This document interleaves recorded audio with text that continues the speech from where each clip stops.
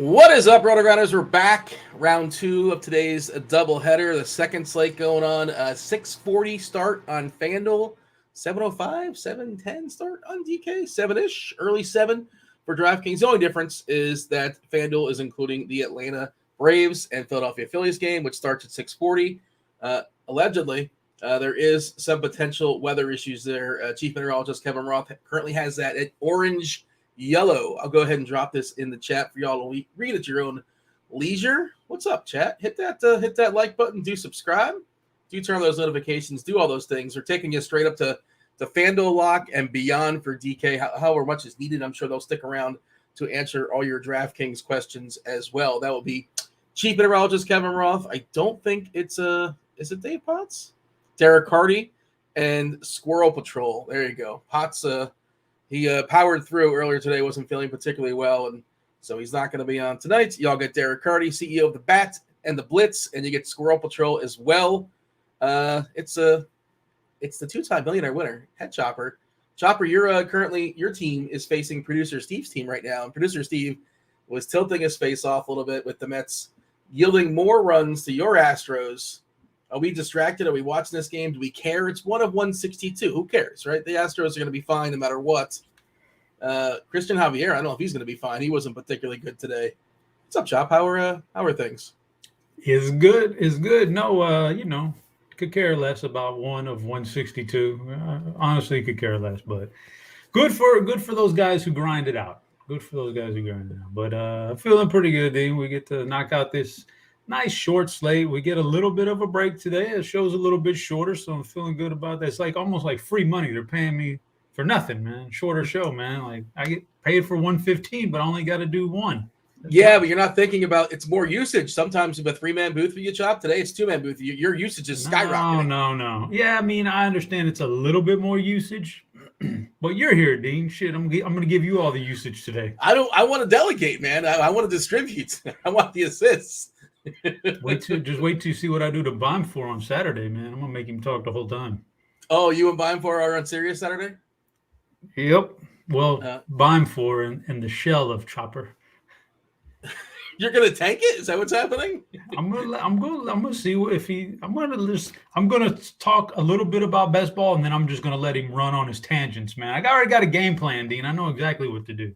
You just mentioned best ball. He'll go for 2 hours and take his own breaks in between. Yeah, he can go. By the way, since you mentioned it, it came up organically. Let's mention it for the people. Spike Week, Bime for, of course, a part of that. SpikeWeek.com. If you want to get a subscription to Spike Week for all your best ball needs, what are we, like 80 days out? Is it less than 80 now as far as the NFL season? We have a promo code for you, RG23. RG23. Use it at the checkout.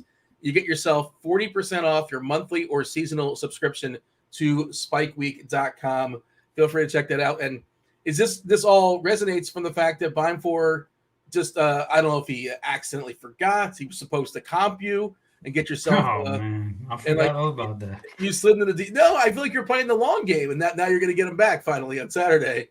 Maybe, he was supposed to... Maybe, but I've got the numbers for you, Dean, if you want to know. If you're really, really curious. It's 71 days till college football kicks off and 81 days till Sunday of the NFL kicks off. I don't count that Thursday. I don't You're count gonna play it though. You're gonna play the showdown on Thursday. I don't know who's honestly, playing. Chiefs, maybe? I didn't play that many, Dan. I don't play that many showdowns, but yeah, I guess the first one though. I mean, you want to get your the beak wet, right? Maybe the first one, but I'm not counting it as the days because that Sunday, when you sit down for that Sunday in front of your TV and the red zone and stuff, that's what really gets it. So 81 days, Dean, 81 days. It's just time's going to fly by, Dean. It's already the 21st of June. It'll be July. At some point, get a little vacation in there. That'll kill some days. Then it'll be August and boom, we're there, man. You have a planned vacation already or you're going to figure it out? Oh no, I got one planned up, Dean. Nice little fishing trip. My annual fishing trip. I'm ready for it. Where do you go? Galveston. You say that like I know. Like I don't know what. That's where people go. Galveston's to go to. Is that the chalk? That's my hometown, man. I got to go back and do a little saltwater fishing, Dean. Do you meet like all like your high school friends, or it's a family thing? Nah. Is it okay? It's not for the boys, that kind of thing. Nah, it's a family trip. the dudes who I hung out with in high school. I mean, I still keep in touch via text and stuff, but when we meet up, when we meet up, it's still, even to this day, it gets a little bit out of hand, and I'm not going to play that game. So, even now, even there's still completely reckless. There's still that one guy in the group, everybody that still acts like he's still about as mature as he was in high school, and he's still doing that stuff. So yeah, we got to watch out. By the way, opening night, Thursday night for the NFL, it's going to be a fun one. You're going to want to play this. I don't know if you know who's playing. I just checked it. It's not surprising the Chiefs, defending champions, they're hosting the game. Chiefs Lions, come on, you got to watch. That's going to be a fun one. Let's watch that game. Yeah, I'm sure it's going to be good, Dean. Oh, Dean, did you hear about the big trade today in the NBA? The draft is tomorrow. It's going to be big. Lots of trades going on. You're talking about, obviously, the Denver Nuggets getting the 28th pick or whatever it is from the Pacers? No, Dean. I know you're being sarcastic. Yeah, Porzingis to Boston, getting rid of Brogdon, and Washington moving Porzingis for one of the Morris twins, I believe. They are in full tank mode, Washington. Good for them. They figured it out a year too late, but better. I don't know who is next. If Wembanyama he has a brother of some sort, no clue. But it took him a while. Washington forever, like in that 8 to 9, and a NBA dead zone as far as the playoffs. But yeah, what's your initial thoughts as far as Porzingis? We'll talk baseball in a second. No worries, it's a small slate. We'll take you guys straight up the lock. But Chop did ask, you brought it up, and I'm curious to get your take. Porzingis to Boston.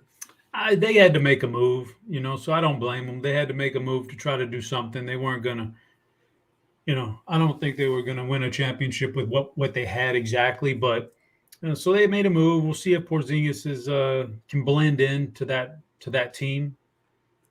What I'm really curious, Dean, on that one, I think it's really under the radar, but and it's a huge if, and the odds are against it. Yeah. But if Brogdon, Paul George, Kawhi Leonard can somehow stay healthy for the playoff time, if they're somehow healthy for the playoffs, that's a very, very formidable team. When Brogdon's your third best player, though? But when the first two I like Brogdon, but when the first two are that good, and they're prototypes in the NBA, you just need somebody to manage the game as a point guard, and he's really good at that. So think about what there's already rumors, by the way, of them possibly getting broken up too, as far as George and Kawhi. And are we sure they're as good as we want them to be, or as good as we thought they're going to be a couple of years ago? Obviously, they've had several injuries. It's the injuries. We'll see what they do with it. Paul George. Now, if Paul George ends up in Portland, this is the most fascinating draft in years, Dean, because Paul George could end up in Portland.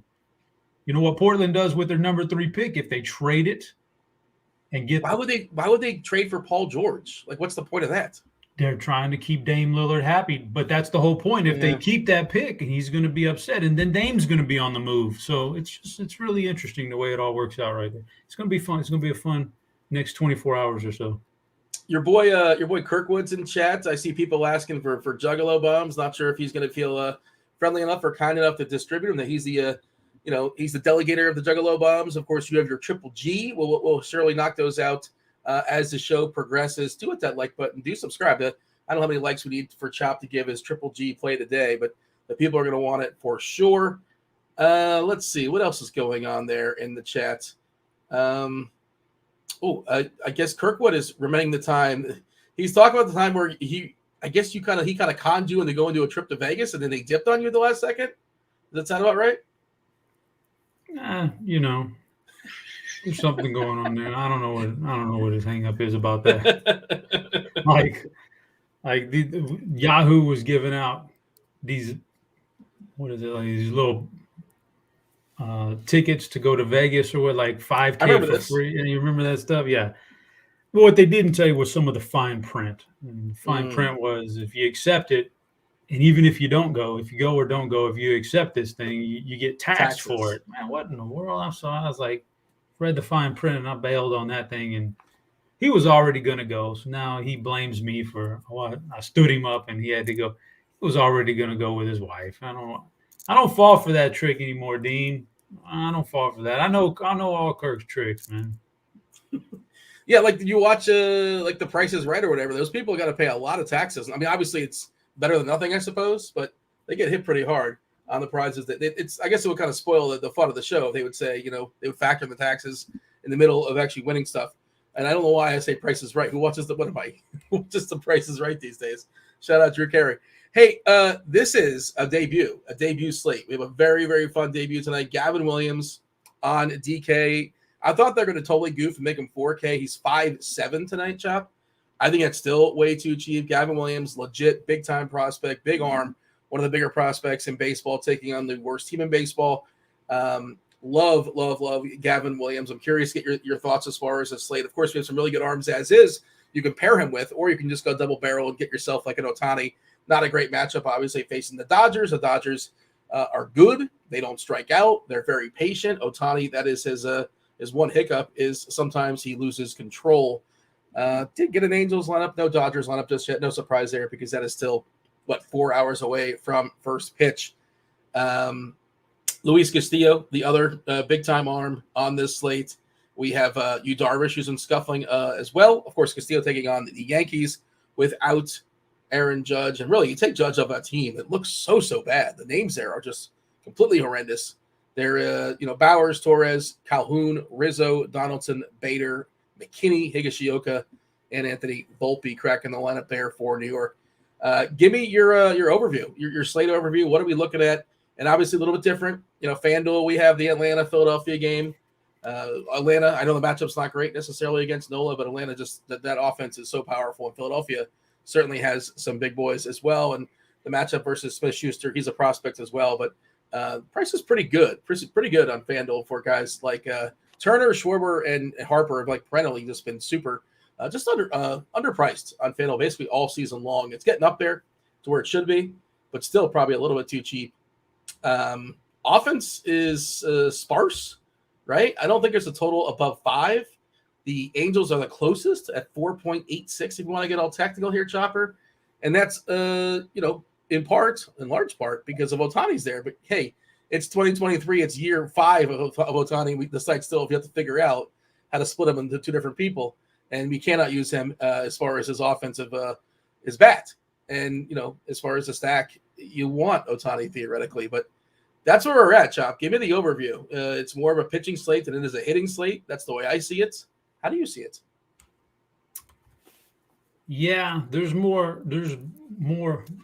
good pitchers than there are good stacks, and it's not even really close. And I don't even love the pitching, but there's just so few stack spots tonight.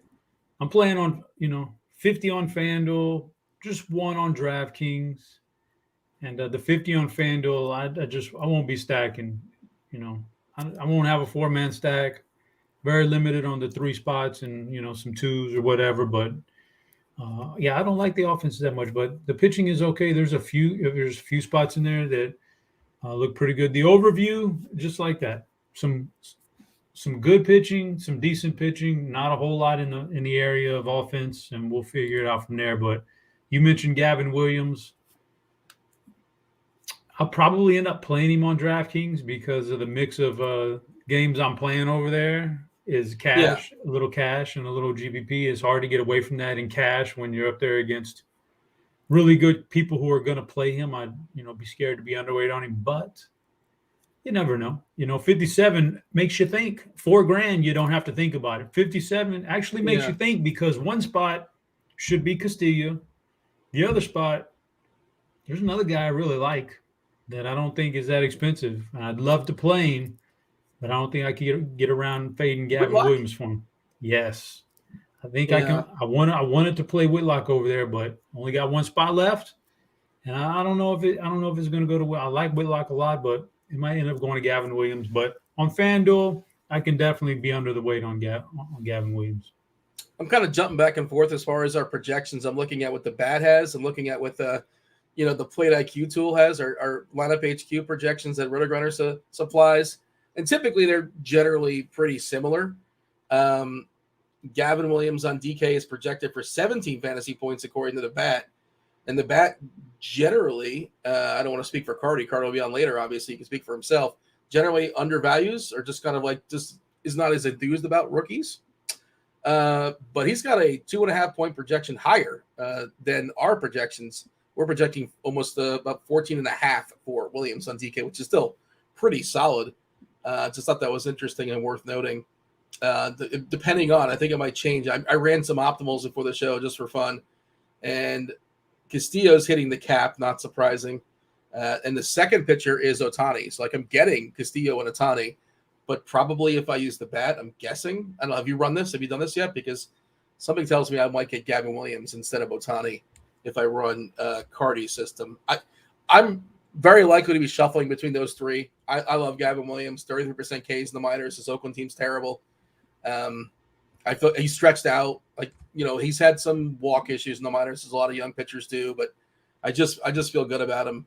And there are pivots for sure. Kopech, another guy who we've seen him with high ceilings so far this year. And last week we saw what gets him, right? He would walk 5 or 6 guys, I believe, in Seattle.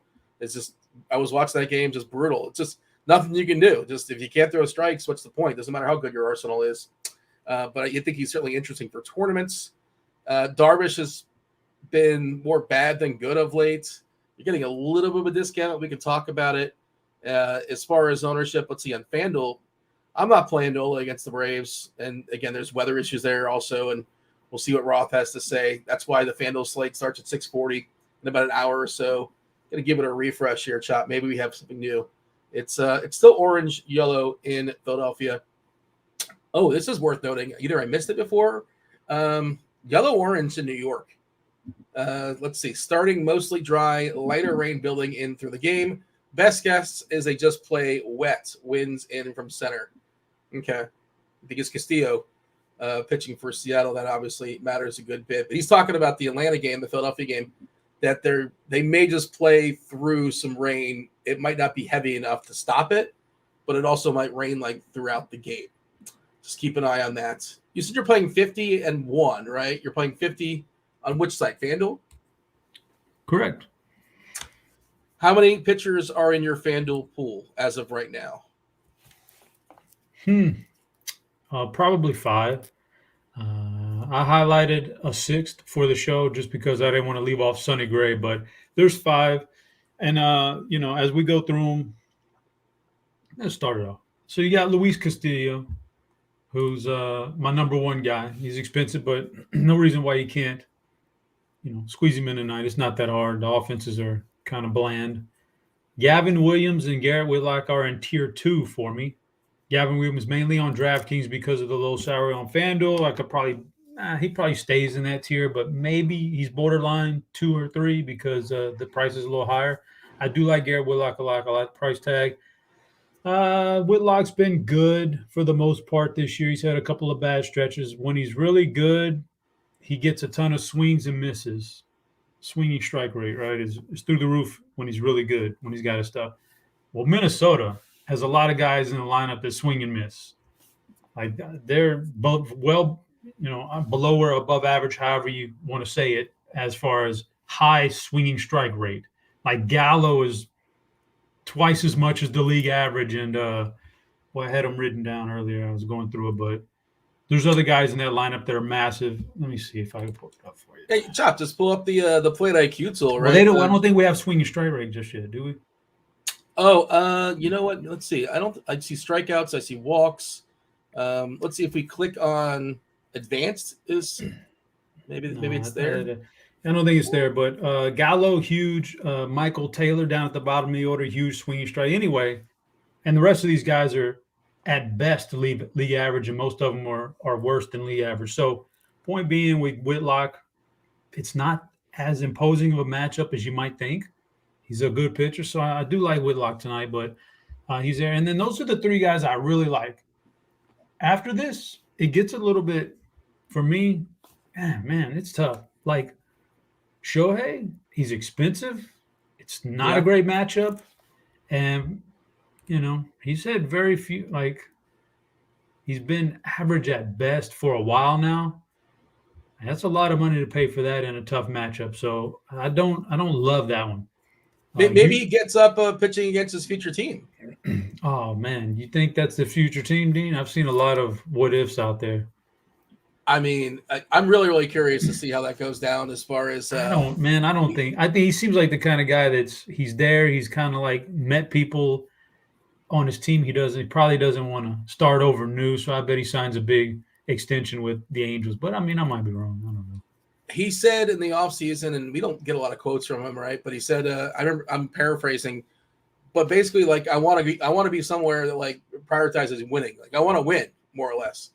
And the Angels aren't winning, despite the fact they have Trout and Ohtani. It's not happening. They're actually not bad this year. They're six games out in the loss column to Texas. They're not bad this year. But yeah, I get your point. We'll see how that plays out. But I'm just not a big fan of his tonight with this salary and this matchup. That's tough. I think a lot of people will go to Yu Darvish, and Yu's fine. He's a tier 3 guy for me. Actually, he might be like borderline tier 2. Just because San Francisco, do we have a Frisco lineup yet? Let's refresh plate IQ and see if those guys are. I don't think they're no San Fran, no San Diego, and no Dodgers. But what we do know about San Fran is they're probably going to throw like they typically do against right-handers. They're going to put a lot of left-handers out there. Yu's kind of a reverse splits guy almost. He's better. He's just as good, if not better, against lefties. So. He's fine. Is that this year or historically? Because that's always like a tricky thing. Because some guys this year he's significantly better. Last year he was better last year against lefties. Also, he strikes out more lefties than he does righty, and it's by a pretty wide margin. And the power numbers are pretty similar. So I'll go ahead and chalk him up as a reverse splits guy. I think, but he's not going to struggle with lefties, so he's fine there. He's on them. Sonny Gray, I don't like Sonny Gray. Yeah, I'm out. I don't want Sonny Gray tonight. This is a tougher matchup. He falls in the same category with Kopech, who's going to probably gather some ownership tonight because of the slate. Man, I don't like Kopech. I don't like. He's a good pitcher, and I get it. But if you haven't seen Texas, they are by far the number 1 offense in Major League Baseball this year, and they're just really solid 1 through 9. I don't want to play any pitcher against Texas right now. And that definitely goes for a guy that has his moments where he loses all control. And those are the only guys that I'm even considering. You can't even talk me into anybody below that. Yeah, I don't think so. But for what it's worth, Carty, the bat has Darvish with a very small split. And I don't know when, like, if that's like the last 2 years, the last 3 years, I'm not sure. He just sort of like categorizes it, and he'll let you know like what's certain players' splits may or may not be. Yeah, so Castillo, Ohtani, you can play some Darvish, Gavin Williams. Kopech is playable. If I'm running a bunch of lineups, I'm not. I'd consider getting a pinch of Kopech just because we've seen the ceiling. Speaking of Carty, by the way, I want you to, when he comes on, I want to make sure that you let him know who you think the best offense is in all of baseball, because the chat certainly will. I'm not sure if you're aware of his takes previously about Texas. And to be fair, no, I'm not. Dean, why don't you like summarize it for me? Well, he was talking about Texas being one of the worst. I don't know. I don't know the exact number. The chat will remind me. He might have said like they're like a bottom 10 offense in baseball, like 3 weeks ago or 2 weeks ago. What? I'm paraphrasing, and I could be wrong. The chat that they remember for sure. But Seager was also not in that lineup. This is before Seager was healthy, so you understand this was a while ago. But he was talking about how Texas, because the chat wanted to stack Texas, and Carty was like, no, Texas is not very good. But they've been very good this season, for sure. Semien and Seager have been spectacular. Garcia is solid. Their outfield's kind of rough. Stacking them is always kind of tricky. Like, their catchers are good. Young has taken a nice step this year. But I don't know what to do with, like, Jankowski and Tavares. They're cheap, whatever. Lau's fine at first base. How do you handle stacking Texas? You're just like, you get multiple iterations. They also pinch hit a fair bit with those outfielders too, depending on it's a weird stack, and that they're expensive, like the pieces you really want, Seager and Semien. But I think we can make it work if we want to. Texas, I mean, you just stack whatever you want. We'll see what the lineup looks like, but when they put oh man, is it out? Plate IQ. You got that refresh button. Let me see what Plate IQ's got for me here. But okay, there we are. What do they got? Okay, they put Janikowski out there. That's the rough one, but I mean, otherwise, like 1 through 7, I like it. Like it a lot, like I usually do. I don't mind the order right there. Catcher's usually pretty strong for that team, no matter who they put out there. And usually, right when you least expect it, Tavares has these big games out of the 9 spot too. So, there's good. It's just a good lineup all around. I don't know what Carty's like. Has he looked at the like? I'm sure he's looked at numbers. Aren't they like more than a half a run better than anybody in baseball this year offensively? And that, which is a pretty. I think the Rays are still the best offensive team if you stretch over the entire season. But Texas, I believe, is number 2. What metric are we using, Dean? I mean, the catch-all for me will probably be the WRC plus, but you can look at different things. What do you want to look at? I was just flat out looking at how many runs they score. And I get it. We could be splitting hairs with, like Arizona's 5.18, Boston 5.16, but Texas is over 6 runs a game. Tampa's second, and they're scratching 5.5. That's a half a run different. That's a huge gap. You look at their individual batters, and like all I see on plate IQ is green everywhere. They're just good, man. Like they got power, they got speed. Is Texas playing a little more friendly, that ballpark? I feel like when it first opened, I don't know if anything's changed or just maybe the players got better and that's that. But when that ballpark first opened, and also there was kind of an adjustment from the previous ballpark, like Globe Life, which was more of a hitter's ballpark. Has it gotten more hitter friendly, or it's just the hitters got better? Like, or maybe you got a bigger sample size and we might have thought that it was more pitcher friendly, but just as the sample grew, it became just more obvious that it was maybe more neutral or more hitter friendly. I'm curious if I don't know. That. That's tough. I mean, but the offense being so bad since that park opened, which wasn't that long ago, and Texas was practically in tank mode for a while, and now all of a sudden you get this offense that's just really good. Yeah, it may have just been the offenses the whole time, but we'll see. I don't know, but Dean, there's a lot of chatter in chat here. We got the. Yeah. These guys. They want to ask about your playing the number 9 hitter. Yeah, they want you to give them a reach around. Can you please look through the stacks and see if you can give them a good reach around? Yeah. Well, that of course means you're talking about the 9. Do we start with the 8, or it's got to be the 9, right? I think it could be whatever you want, as long as it goes from the bottom back to the top. I mean, I think Michael Harris is the best player to start with that just on any given day, but. There's rain issues there. It's Fanduel specific. Noah's a pretty good pitcher. So let's ignore that game for now. Colton Wong, I'm shocked he's not been DFA'd.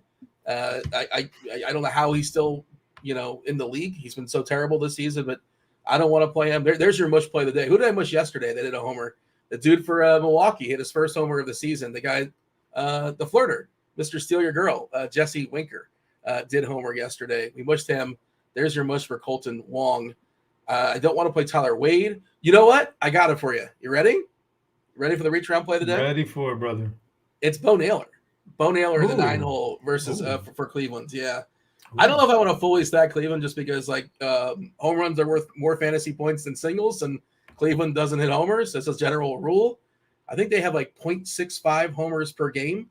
I was looking at that yesterday. That's not a lot. But that's the best we can do. Michael A. Taylor, I guess, but he's probably just going to strike out a couple times against Garrett Whitlock. I don't think you really want to play that. Remillard for Chicago, nah. Tavares, whatever, maybe. Velasquez, no. Rojas for the Dodgers, no. VR, Grisham. We don't have a lot of this yet, but we're projecting Grisham. Grisham left on left versus Manaya. Yeah, Alex is saying it's 0.65 bad. It's the worst in the league. So yeah, when compared to everybody else, I was looking at the homers. I can pull it up there. I think it was 0.65. Who has the most home runs in the league, Chop? What do you think? What team has the most home runs? For a team? Yeah. Man, without even off the dome. Looking, I mean, who's got the Boston? I'll say Boston. Just out of the clear blue. I don't even know. They are, I think, middle of the pack. They're 19th, actually. My bad. Yeah. It's amazing how many more home runs this team. So the number 1 team has basically 3 times more homers than Cleveland. Cleveland's at 0.64. So it's close. I would have lost if it was Price is Right. I went over. And cash your tickets if you had over 1.5 Prices Right references in the show. Congratulations, you won as well. Second, Washington at 0.75. But yeah, we're talking about the Braves have 1.75 homers per game. Next, the Dodgers 1.59, Tampa 1.54. Kind of surprising, but Cleveland doesn't hit home runs, and they might put up 6 or 7 or 8 runs, and they don't hit any homers. Who cares? And they're probably going to homer tonight. We'll see. You never know, but it's not likely necessarily. But Naylor's the guy. He did get pinch hit for yesterday, which is kind of annoying. I didn't know that was an option. I think he's lefty only. I'm pretty sure he's not a switch hitter, and he did scuffle his first couple of bats. But it's catcher. You want to save some salary. Naylor's my guy for the wraparound. That's good, Dean. Good idea, Dean. I like that one. All right, Bo Naylor. It's crazy how he has his brother on the team like that. Is that his brother? I assumed it was. Josh is his brother? Yeah. Pretty cool stuff. Mississauga, Canada? I think that's who it is, right? Josh Naylor from Mississauga, the outskirts of Toronto, Canada. So they want to know about the Triple G play. When are we going to unleash that? The Triple G play, now that interlocks with the BBP play of the day? They're asking about that as well. Man, you know what? I'm not in control of these things. I'm at the mercy of an algorithm. And the algorithm is just not spitting back a BVP play that I can suggest today.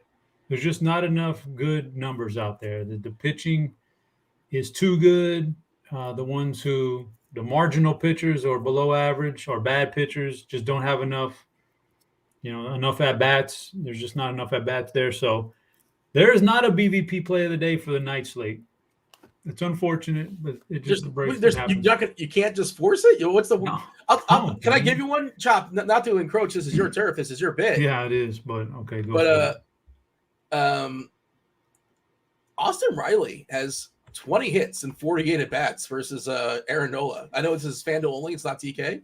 Yeah, but that's 5 homers, struck out 12 times. That'll happen with Riley. A .417 batting average. If you care about such things, that's higher than Luis Arraez. I guess if you're playing FanDuel, you can go that route. He's 3K over there.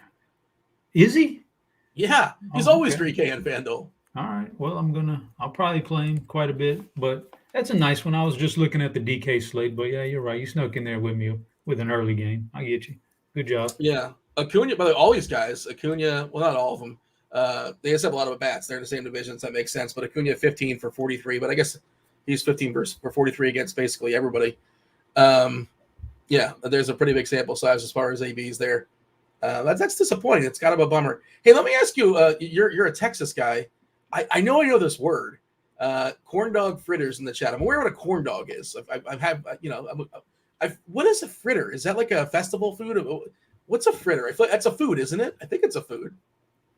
It sounds like something you get like the fair in Texas. Yeah, a fritter. Yeah, something fried. Do you know what a fritter is? Right offhand, I've heard it before. I don't know that I know what it is though. No, I'm just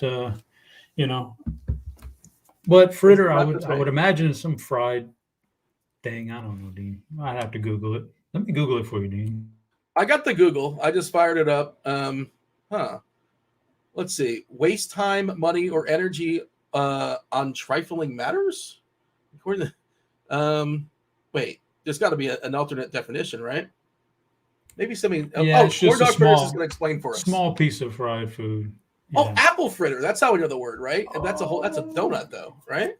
So you're getting it, Dean. Like a little fried apple pie at McDonald's. You ever had one of those? I mean, not since like 1972, and I scalded my mouth. It's got to be at least 700 degrees before they serve it to people. Why do they insist on burning people's mouths? Do they still have the apple pie? Is that still a thing? I don't know, but you know what McDonald's does not have anymore? Salads. Or at least where I'm at, I haven't seen. I'm only in San Antonio, but dipped cones, man. Once COVID hit, they stopped doing dipped cones. It's incredible. That was one of the best things that you could possibly get out there, man. What the McFlurry didn't make the dip cone extinct? Like I'm telling you, I think it was COVID related. I think they stopped doing it because it was probably unhygienic. The old cashiers handling money and doing all this other stuff, and then they got and I've had them hand me that cone when they've had like their thumb on my, on the shell of the straight to the trash. Yeah, that's bad, but it's probably a little unhygienic. But I can't believe that. Still, I like a good dip cone, man. I thought the whole thing was like that. The ice cream machine was always broken because it's such an undertaking to fix the ice cream machine to clean it. Isn't that the old bit there? What the McFlurry machine is always like broken, or the ice cream machine is always broken at McDonald's? Isn't that like a you're aware this is a thing? Yes, I know it's a thing, Dean. A lot of ice cream machines at McDonald's are broke. Yeah, because it's a process to clean it. Apparently, I went down this rabbit hole one day, like on YouTube, like years ago, and I guess I don't fully digest remember the information, but I think that's what it was. I think that was the gist of it. I would much rather have I would much rather have no ice cream. Just go ahead and keep it, keep it out of our lives if you can't clean the thing properly. Because having worked in a restaurant, Dean, I've seen what grows in the ice machine if you don't clean it constantly. And man, I wouldn't want to be eating ice cream like that either. So yeah, it's bad. Chop, everybody should work like at least a month in the service industry as like a rule. Just a general thought, like maybe in high school, like your junior year, just work a month in the service industry, just to kind of, and either you know that life or you don't know that life. But certain people, not everybody's built. Not everybody's built for that life, Dean. That's tough, man. But just at least understand what's going on there, and maybe you'll treat people a little bit better when you go out to the restaurant too. Yeah, very true. And then you having worked there for a little while, you will learn how to get along with all kinds of different creeds and colors and different types of people, because you got somebody from every walk of life working in a busy kitchen. Yeah, absolutely, for sure. Oh, speaking of that, did you ever see The Bear? You're aware of The Bear, the show on FX? Season 2 coming out. Yes, and they're dropping them all. They're dropping them all at once. I saw. They're all coming. And I thought, like, doesn't FX, like, every Wednesday or whatever, a certain day? But they're going to drop them all on Hulu. So, yeah, that's one of the better new shows to come out in the last several years. A lot of fun, spectacular, and I'm looking forward to. Is it tonight or tomorrow when the new season's the entire season's dropping? I don't know, but it's a good show. It's very like not all of the outer stuff, but the actual restaurant scenes. They're very realistic as far as the tempo and the pace in there and how difficult it can be, man. Sometimes. Incredible. There was that one scene where they had like a one shot for like 15 or 20 minutes in the kitchen when they were in the weeds, and it was like incredible television. It was spectacular. Gonna give that a rewatch, possibly. You can knock it out in a weekend too. It's like really like maybe 6-8 episodes. They're pretty short too. So yeah, highly recommend The Bear. Oh, Corn Dog Fritters in the chat, by the way, did tell us what that is. It's an appetizer food, cut up hot dogs, corn kernels off the cob. Corn kernels off corn on the cob, flour, then dip them and fry them until they're golden brown. Are you in? You want to give that a shot there, Chop? It does sound like fair food. Yeah, it sounds good. A little fried, but fried stuff is like you can only have so much of it, and then that's it. But I'll give it a shot, man. Give me the summary as far as pitchers. We still have 20 minutes until we have the Crunch Time crew coming in. You got DerekCarty. You have Chief Mineralogist Kevin Roth. Again, a little bit different as far as times because of the Atlanta-Philadelphia game that is scheduled at 6:40. Currently, let's give it a refresh. Last we saw weather-wise there, it was orange, yellow. Maybe Roth has given it an update. Maybe he's not. It says update, so maybe the update just happens to be orange, yellow. Yeah. As far as pitchers, how are you attacking this pitcher slate, Chopper? Dean, I would say that, there's a rumor in chat, Dean. First, I want to address this. Did you work at Hooters? I did not work at Hooters, no. They're thinking of that Adam Sandler movie, I think. No, that was not me. I'll tell you the most interesting. Well, I worked at, I don't know if it still exists or not. GameWorks. Do you know GameWorks? The best place to eat, drink, party, and play. There used to be one in the Las Vegas Strip. Doesn't sound familiar. It's like a Dave and Buster's type. Okay. Yeah, familiar, and I would host kids parties in addition to work on the floor. Can you imagine? I'm the host for your kids party. Wow. It was one of my first jobs out of college, actually. Yeah, it was funny. Like me and my college buddies, we all got the job there, and we just like clown around all day. It was pretty fun. But yeah, there you go. Izzy's aware of GameWorks. I don't know if it still exists because the one I worked at was in Sawgrass Mills Mall in South Florida, and I believe that's turned into something else. Is GameWorks now defunct? R.I.P. GameWorks if it is. But yeah, that was And Chopper, you had one of the perks. You can play all the games you want, right? You can play as much basketball or racing, whatever sort of nonsense. The kids like that. Are you into that kind of stuff, or you're too old for it now? Nah, I never did really play at those kind of places. Not really a big fan of their Dean, but teaches on. Well, it depends on what you define as fun. Like, I don't know. It is what it is, Dean. But let's get to the pitching here. So I'll break it down. It's like three tiers for me, 3 big tiers. The overview. You want the overview. I think there's 5 very playable guys. Yeah. Castillo, Williams, Whitlock, Ohtani, and Darvish. I think there's like 5 guys that you shouldn't even touch, in my opinion. We're going to the Blackburn, Grove, San Francisco, Manaea or whoever you want. Brito, I don't think Brito is playable. Martin Perez, I don't think is playable. And then you've got these 2 guys like kind of right in the middle there who I won't be playing, but I wouldn't.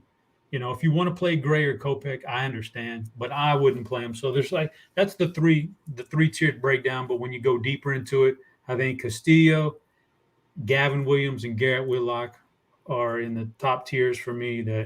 Those are the main ones I'll be playing tonight. Let's just take a peek as far as ownership. I'm giving it a refresh on the most updated batch when it comes to the pitchers and the ownership. We'll talk stacks in a second. The stacks are you said it before, you're not even necessarily forcing stacks because it's not great.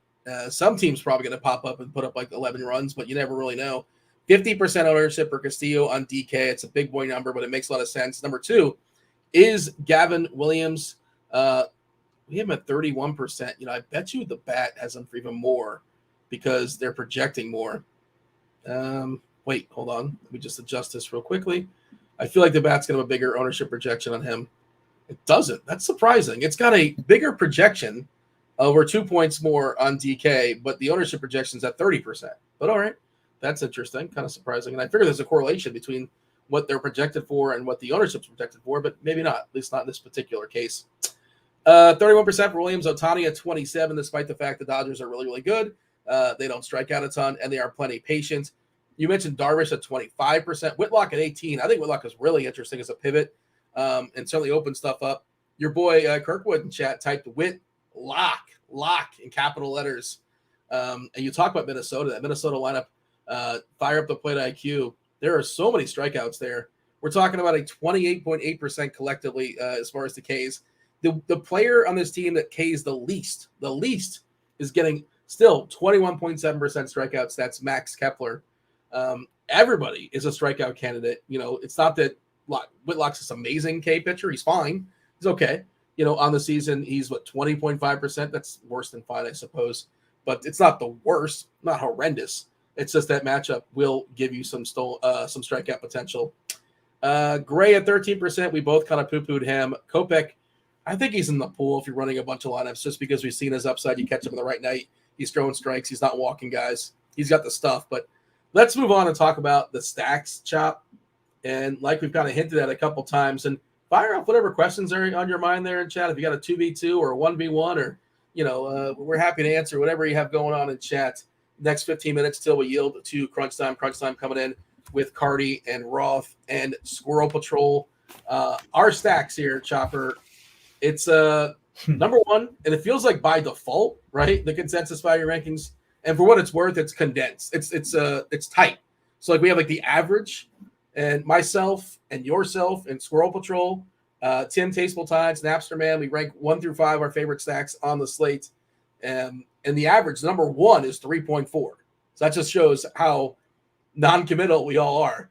But we have the White Sox as number 1 consensus-wise. Cleveland number 2, the Angels. I rank the Angels the lowest just because I can't roster Ohtani, and that's a big deal. That's a problem as far as his bats. Then Texas and Minnesota, San Diego and Boston. But again, Chop, there's nothing that jumps off the page. There's no 5 total. And you said it before. You're setting no rules as far as the 50 lineups making on FanDuel? If you happen to get 1-1, 1-1, 1-1, 1-1 in a lineup, you're okay with that? Oh, I'd love it. Yeah. I'm not setting any rules. No rules. Yeah. I want you to take down the tournament tonight with that. That'd be spectacular. And I know you're not a big screenshot guy, but if you do, Chop, can you screenshot it? If you do that, if you do a 1-1-1-1-1-1-1-1, screenshot it and act Blender and just let them know that it's possible, that it happens, just for fun. I will do it. I promise you, I will do it if that happens. But it is what it is. First of all, Dean, before you get any further, I need to do a couple bits of house cleaning here, Dean. Okay. I'm getting blown up on Slack. Okay. My under the radar home run call in the expert survey was Hunter Renfroe, who is not in the lineup today. Okay. So they're begging me to give him another player. So I need to knock that out, Dean. So I'm sorting through the list, and I'll just make it public announcement right now. My new under the radar home run call of the day on expert survey. Angel? I'm gonna have to pivot from the Angels. No Renfroe. I'm gonna pass. I'm gonna tell them Cal Raleigh, the big dumper, under the radar home run call of the day. Dean, you can proceed. Yeah, against Johnny Brito. I know Raleigh we like against lefties. Brito, I believe, is a big reverse splits guy. Let me just confirm that. Yeah, according to the bat, he's a big reverse splits guy, batting 7th there in Yankee Stadium. I believe that the pitcher for the Dodgers is also a reverse splitsy, Michael Grove. Grove? I think it's Grove. So I thought you might go with one of the righties there, maybe like a I don't know. It's always sort of tricky. I partake that, not today, but sometimes a couple times a week in the survey. And like you don't want to be super obvious. You want to be ambitious, right? So it's like this kind of this give and take of like, how ambitious do I want to be? And I think you gave a pretty good answer as far as ambition. You're not being super obvious at Raleigh. Like, you don't put like Corbin Carroll in there or something like that, But who finished second? Who else were you considering? The people like Homer calls.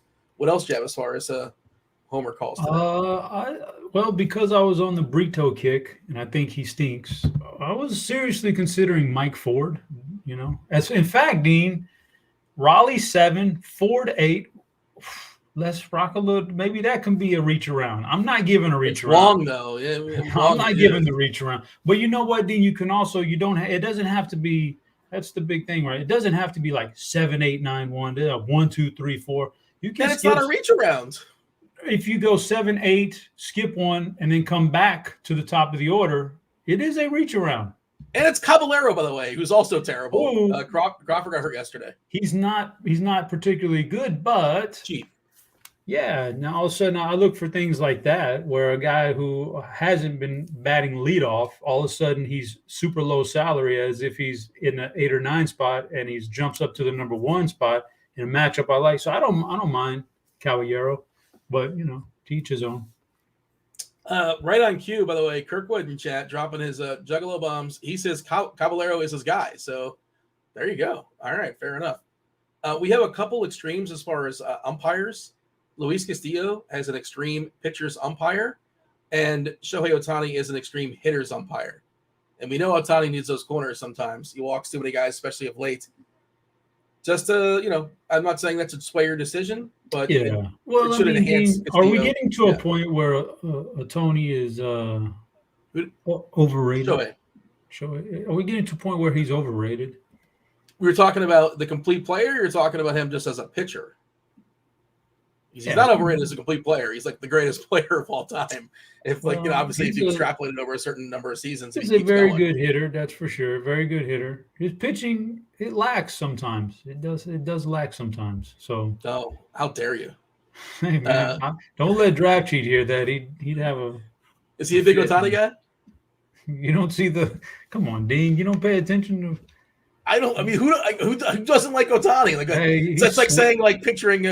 I have Aaron Judge as my bull homer call of the day. All you gotta do is go on the Twitter machine and you'll see. Type in Draft Cheat and then search his thing for Ohtani, and he's all on him. He slurps him up hardcore, man. Well, that's not a hot take though. It's like everybody thinks Ohtani's spectacular. I mean, my hot take. Yeah, he's overrated. I think overrated. That's a hot take, man. I'll stick by it. That's fine. He's overrated. Okay, well, what do you want from David? We're crowning him as if he is the best of all time. Yes. He is a very good hitter. Okay, very good hitter. Is he the best One of the hitter? best hitters. One of the best hitters in the league. One of the better hitters in the league. One of the best. I want him, but if you're going to do this for him, if you're going to crown him on a pedestal like this, he needs to be a good pitcher also. This right here, this is not, 5 runs to Houston, 3 runs to Seattle. I need 5 runs to Oakland, 4 runs to St. You better be really good at pitching. Otherwise, you know what, Dean? Yes. His overall body of work is good. He would be so much better if the National League still had no DH and he could play over there. Boy, then you get some serious value out of the guy. But well, that's true with everybody. Well, yeah, but you're right. Like, he would be a cheat code. It would be so. Yeah, I understand what you're saying. But isn't it insane that we used to let pitchers hit? Like, how stupid was that for 100 years? It wasn't a fun product, that's for sure. Dumbest. Just so dumb. It's really. Baseball is so archaic sometimes. It took them a billion years to figure out that people don't want to see pitchers outside of like Bart Cologne. It was complete nonsense. Let's just drop a bunt. That's exciting. The people come out for that. There are some questions in chat, by the way, Chop. Let's see. I don't know what is constituting Kirkwood mentioning Jim Abbott. I don't know what the inspiration of that may or may not be. What an inspiration Abbott is, by the way. Spectacular. If you're not aware of Jim Abbott, Google him, kids. Let's see. We have some questions being thrown out in chat. Mr. Richard wants to know how about Seattle? Burrito is not particularly good. We haven't talked much about Seattle, but yeah, I think Seattle's pretty. We've kind of mentioned them in passing, right? Talked them up. I love Seattle, man. Are they your favorite stack? No, because my favorite stack is going to be the White Sox. But I love me some Seattle. And I think Brito's loses control, walks too many guys. That can be a recipe for disaster. Putting all those base runners on. And then on top of all that, because of that, he doesn't work deep into games. The Yankee bullpen is okay, not great. They got a good bit of rest last night with Cole pitching a good game, but I like the Seattle. I like the Seattle stack. Frank wants to know no specifics as far as which site. It just says Gavin Williams or Castillo in cash. I mean, different prices. It's a big decision that changes. That's like a 3v3. Otherwise, Chop, like if you take Castillo, if you can build, if you're playing on Fanduel, you should play Castillo in cash, and you should be playing Castillo in cash in both. So it's Castillo, but I love Gavin Williams. That's my answer. You have an official answer here? Anything different? Nah, just if I could play either one of them, Luis Castillo. Tony wants to know why not Martin Perez. It's funny because, Chop, you've been doing this long enough, like myself as well. There was a time where you used to always stack against Martin Perez, and he would go out there and, go 6 innings, and he would get a bunch of ground balls at the opportune time and give like 2 or 3 runs, and the stacks would never work. And you said you like the White Sox. That's one of your favorite stacks. Also really good prices in the White Sox, too. Pretty good prices for Robert and Jimenez. Benintendi finally got his first homer of the year. Good for him. Berger's pretty solid. Vaughn's got a pretty cheap price. I'm not playing Martin Perez. Historically, we probably picked on him a little bit too much, but a little bit longer in the tooth now as well. It's a pass for me. I'm making enough lineups, and it doesn't sound like you're playing him because you're attacking him. Have you ever won a GPP picking on Martin Perez? Has it ever happened? Yeah. Absolutely. Yeah. I think people. How many, everybody in chat who says things like that, how long have you been playing DFS? For like a year and a half, or, there's a lot of new people coming in, maybe 2.5. Like Martin Perez somehow found this fountain of youth resurgence, or not even a resurgence because it's not a resurgence because he never had a surgence in the first place, right? He was just a very bad to below average pitcher for most of his career. And then last year or so. Yeah. Something happened. I don't know how he did that, but he earned himself, a nice bit of praise and notoriety. But it was just a one-hit wonder. I think he had a BABIP in his favor, if I remember correctly, and homer and the fly ball stuff. He was super lucky, I think, if that's the case. Yeah, for sure. And so now, now we're back to kind of like what he used to be, which is he can't strike guys out, so can't strike them out. Gives up power. He's just not. He has his games where he's all right, but he also has his games where he gets run out of there pretty early, giving up quite a few runs. And anytime, I know there's good bullpens out there, but there's different levels to it. A good bullpen is like the Astros last year, where if it's a close game in the 6th inning, it could be lights out because you're going to see the best of the best. But if Perez has a short outing, just like Brito, if he has a short outing and you're behind, you're not going to unleash your really good arms. So then it's a snowball effect. So, I'm looking at his game log 2 games ago, seven runs. Okay. 6 runs 2 games before that.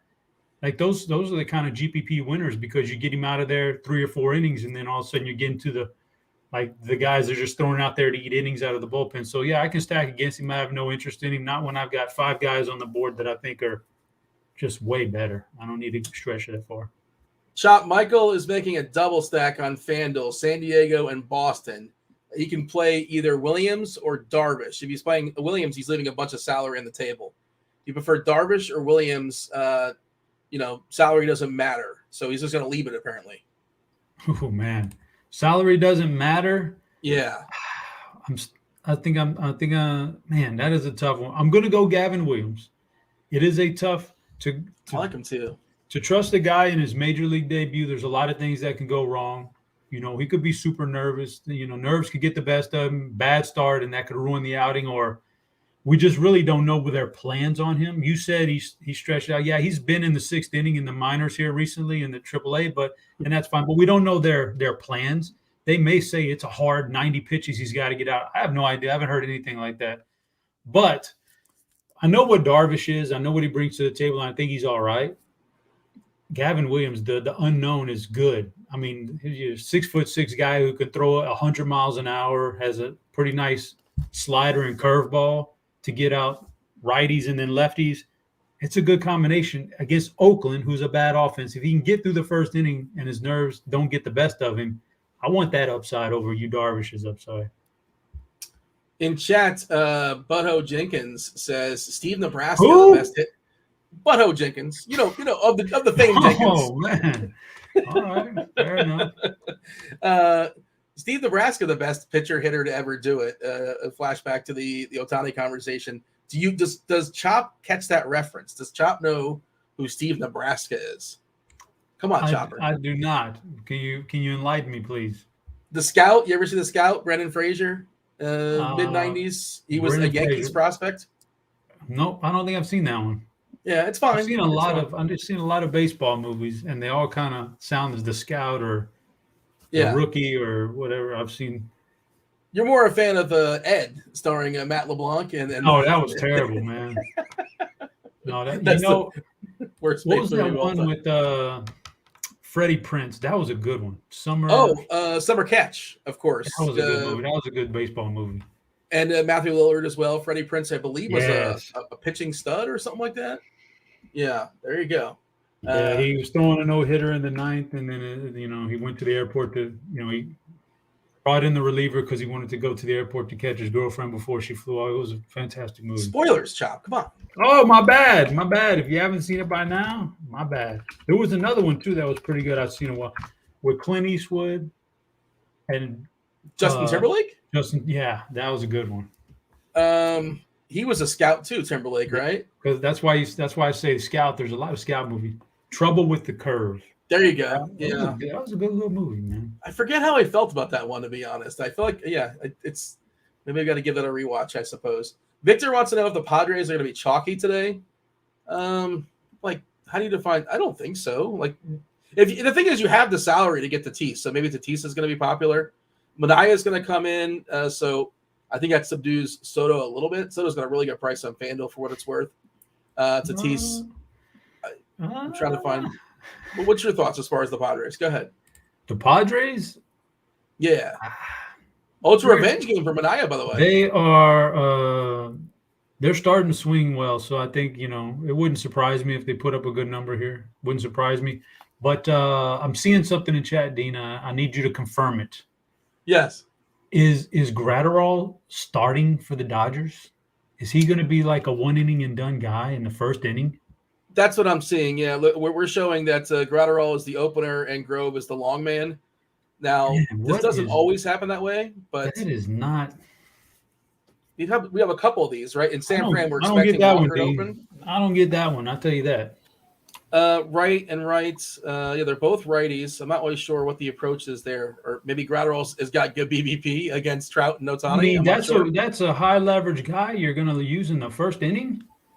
That doesn't make any sense. But he's one of their back end guys, right? He's one of their back end bullpen guys. Not the closer per se, but I think he's one of their back end. Yeah, he's good. He's good. Evan something is one of their closers. I don't know. Carty would know this. Carty's playing some season long stuff. I'm in a couple season long leagues. Where's Gratterall, Carty, in the Dodgers hierarchy in the bullpen right now? Do you know? Yeah, he's very good. He's like their, one of their late inning guys, like their eighth inning guy a lot of times. Their bullpen's just so good though. They have so many arms that but why would you burn that guy in the first inning? Yeah. What happens later? What happens in the eighth when you got Trout up and you really need to protect a one-run lead?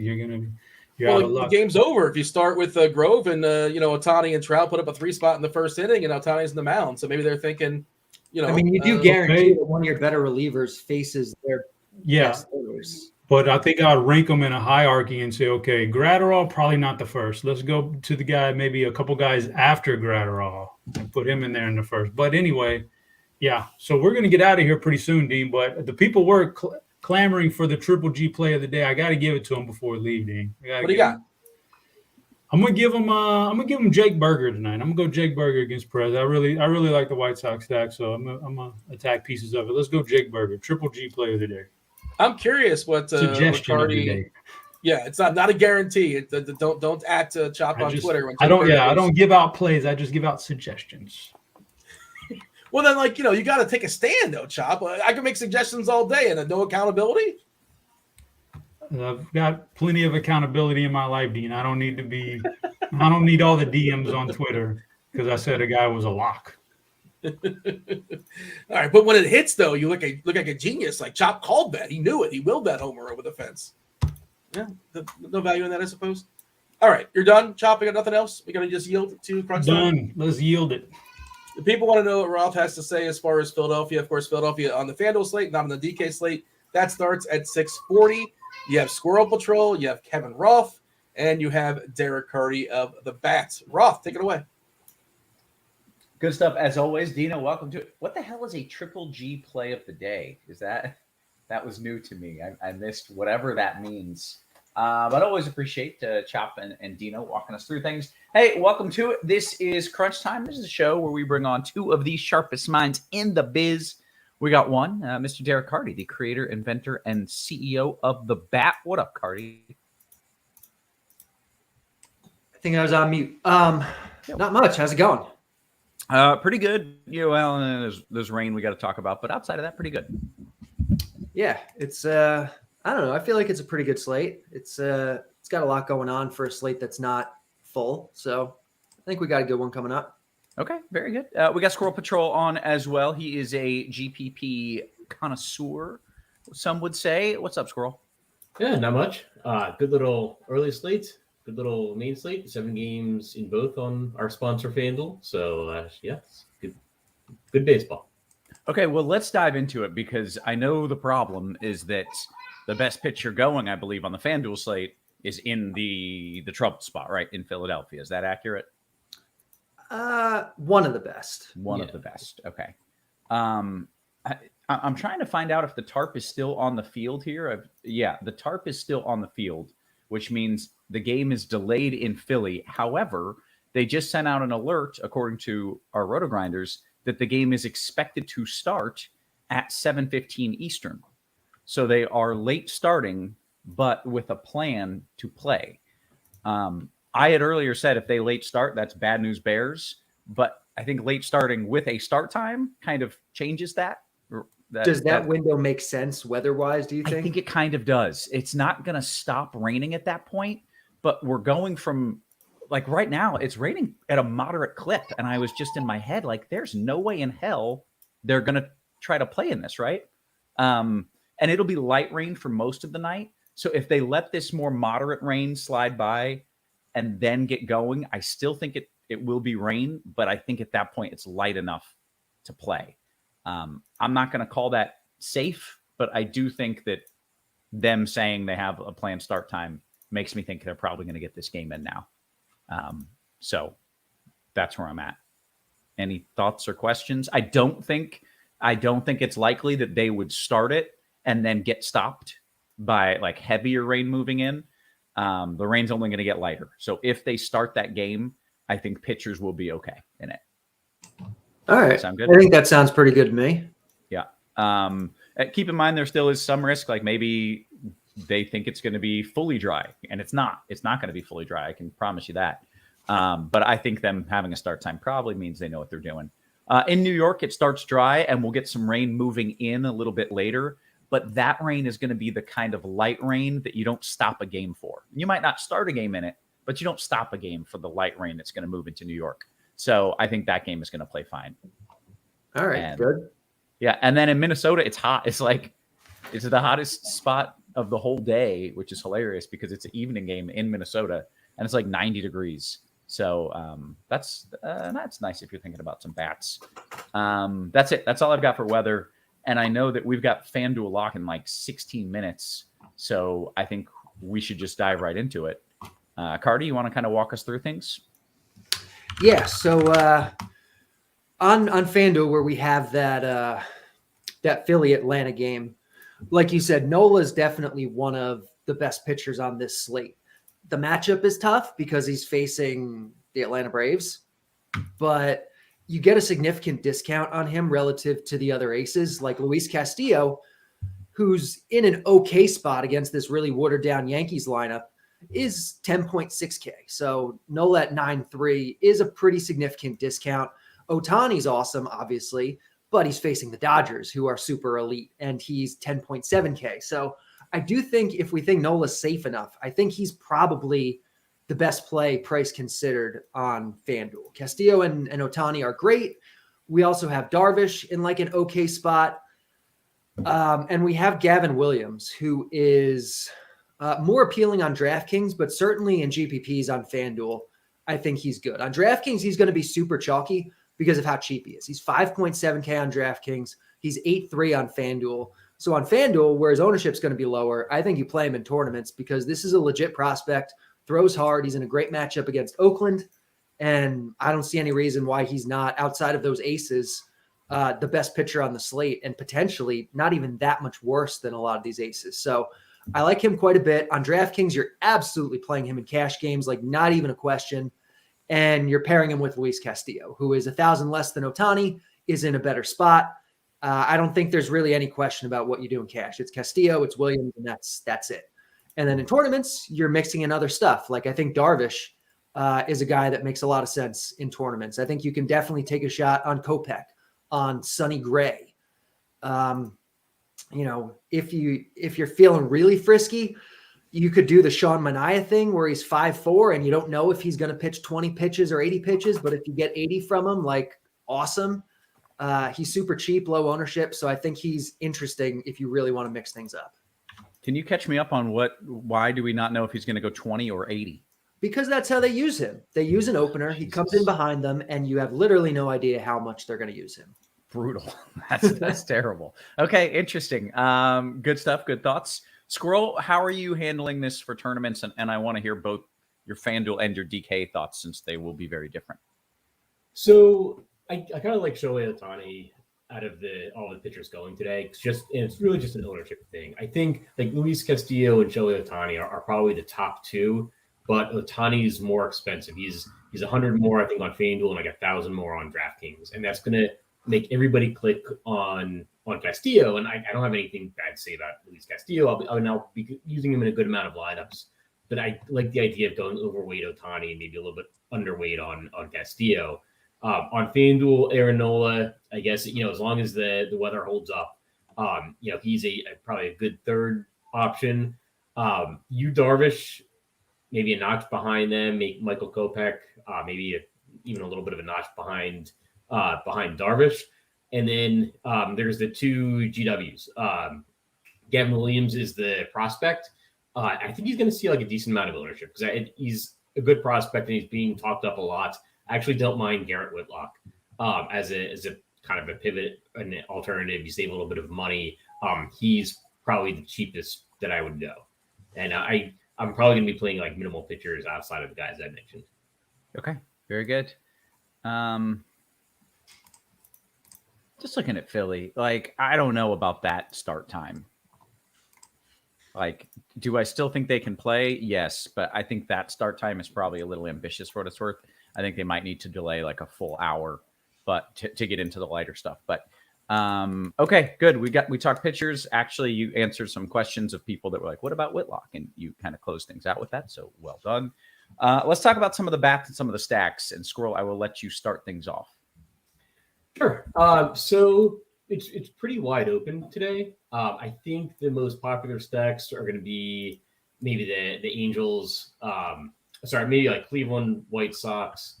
I like the Angels and the Rangers. I actually don't mind like even pairing them together in like a full game stack. I think the ownership, again, is going to be pretty spread out. But I just like the teams that have a little bit of power. And I like, particularly my favorite stack of the day is probably the Rangers. They're a little bit higher priced. That's going to lead to lower ownership. So you maybe have to go a little bit cheaper or go with some cheaper parts of that stack. But I just like the idea that the road team, they have a little bit of a lower implied run total than the other teams. But being the road team actually gives them a little bit of a bump. It just, some people, if you're newer to MLB DFS, like if you're the road team, you have guaranteed ninth inning at bats. So like DraftKings Sportsbook has odds on who's going to be the highest scoring team of the day. The Rangers, even though they have a lower implied run total, have the best odds of any team on this slate to be the highest scoring team of the day, just because those ninth inning at bats can make the difference. Okay. All right. Carty, you want to throw in some stacks for me? Yeah, I agree. The Rangers are the top stack today. I think they'll be the most owned, but not like crazy owned. So you can certainly play them, especially if you're finding other ways to be different. I like the Philadelphia Phillies on Fanduel, where they're on the slate a lot, like almost as much as Texas, and they project for a lot lower ownership. So they seem like easily the best GPP stack over there. Aside from that game, though, I think Cleveland is, especially on DraftKings, but also on FanDuel, really well priced, projects really well against a bad pitcher, decent stolen base spot. So I like the Guardians quite a bit. And then after that, you have like a clump of teams, almost the whole rest of the slate, aside from like the Yankees and the Giants that are just, they're all kind of pretty similar. So if you want to do anything weird, like you can do an A's stack or a mini A's stack against Gavin Williams on DraftKings, where he's going to be super chalky. But the A's are super cheap and going to be really low owned, and they get leverage. So like something like that, I think makes a lot of sense tonight. Okay, very good. We've got 10 minutes until FanDuel lock. So let's just kind of race around the horn. Should we do, Squirrel, is it different enough that you feel we need to get all our positions in before FanDuel lock? No, I mean, I think we can, I think we can go through the positions quickly if we want to get in, for people playing FanDuel. Okay, well, let's do it then. All right, Carty, lead us off with a little catcher talk. I just love how chat gets like, no matter what I say, they're like, wait, did Carty really say Paul Blackburn is bad? He's been really good this year in like 4 starts. Guys, Paul Blackburn is not good. Like, this isn't debatable. I mean, it is debatable. They are debating. They just love to see, okay, what are the numbers this year? Doesn't matter the sample, doesn't matter the context. What are the numbers this year? Oh, he's going to keep doing that for sure going forward, no matter what. Guys, recency you're wrong. bias. It doesn't work that way. Recency bias is a thing. Yes. Yeah, especially in the YouTube chat. They are all about their recency bias. It's true. By the way, some people saying, hey, he was good last year for what it's worth. But anyways. He was not. He was. Izzy B is with you. He says Blackburn sucks. # Team Carty. So, you got a few supporters, you got a few arguers. But let's walk through this. We only have 9 minutes until FanDuel lock, so I do want to get into that. I should note, make sure you're signing up for the FanDuel Sportsbook. If you're in a legal sports betting state, take advantage of FanDuel's awesome bonus offer. New customers get a no-sweat first bet up to 1,000 smackaroos, that's dollars, in bonus bets. Terms and conditions do apply. Carty, let's talk catcher.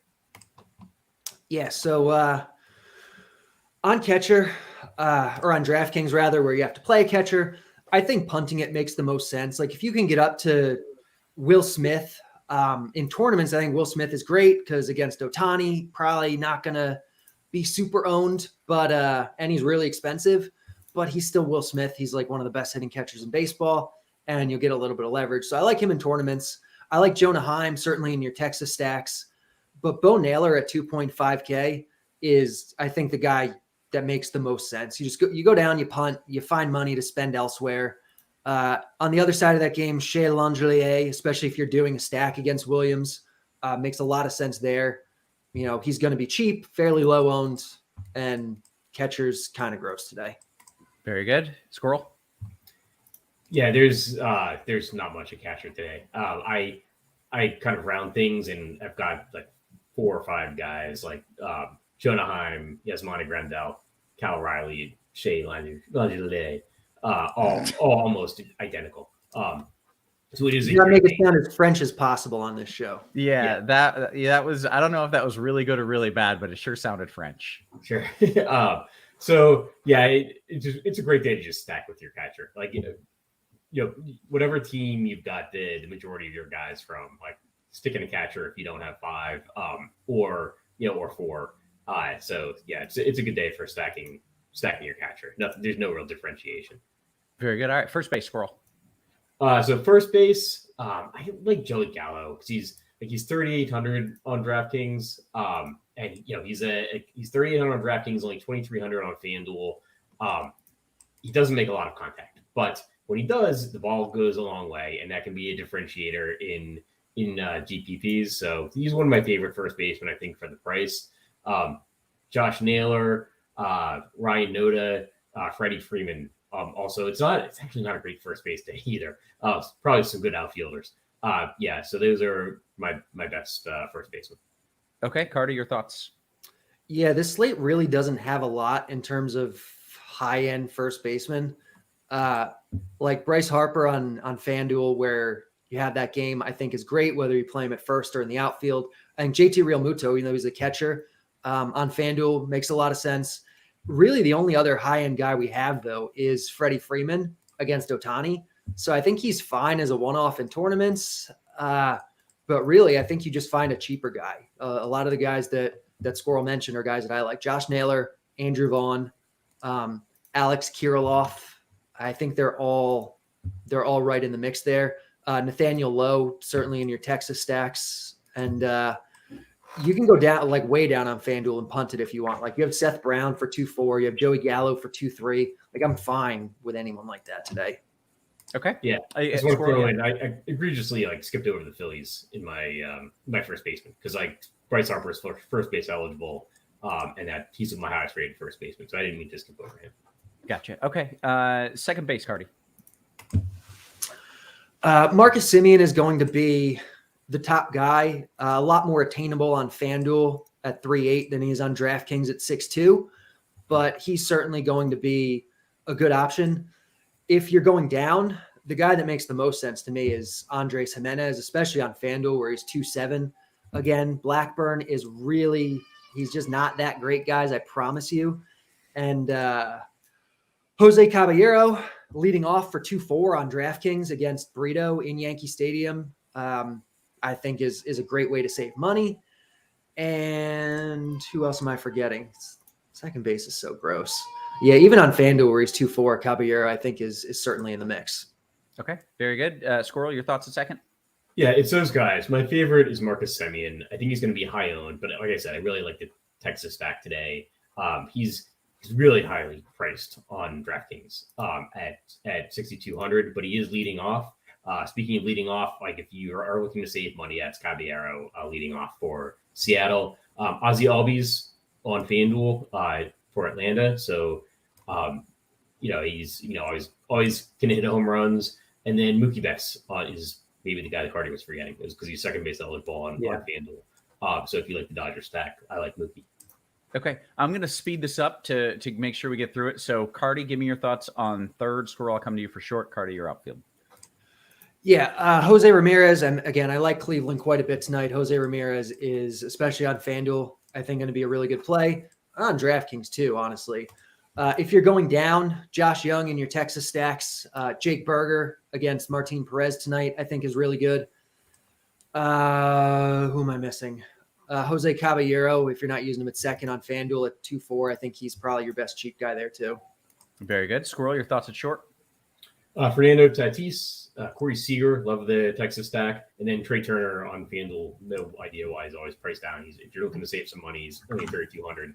If you're going beyond that or need even cheaper, I'm at Rosario 2,900.